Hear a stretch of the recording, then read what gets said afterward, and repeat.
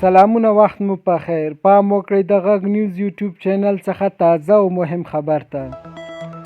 د هلمند ولایت د بهرامچی ولسوالۍ اړوند ډیورنډ فرضي کرښې ته څیرمه د پاکستاني ځواکونو او اسلامي امارت ځواکونو ترمنځ شخړه رامنځته شوې ده.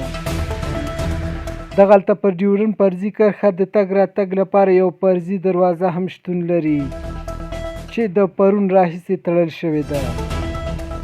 غږ نیوز ته له دې سیمې یوې سرچینې وویل چې اسلامي امارت غواړي ډیورنډ فرضي کرښې ته څیرمه امنیتي تاسیسات جوړ کړي، خو پاکستاني ځواکونه اجازه نه ورکوي او په همدې خاطر پرون د دواړو خواوو پر یو بل د سپکو او درنو وسلو وارونه هم کړي دي.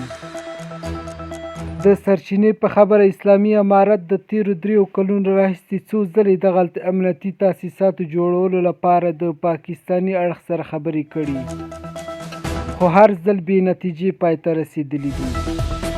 سرچینه وایي 2 ورځې وړاندې هم د مولوي فرهادي په نوم د اسلامي امارت استازي د پاکستاني اړخ سره په دې اړه خبرې کړي چې دغو خبرو هم پایله ورنه کړه او پاکستاني اړخ لا هم اسلامي امارت ته اجازه نه ورکوي چې ډیورنډ فرضي کرښې ته څیرمه امنیتي تاسیسات جوړ کړي.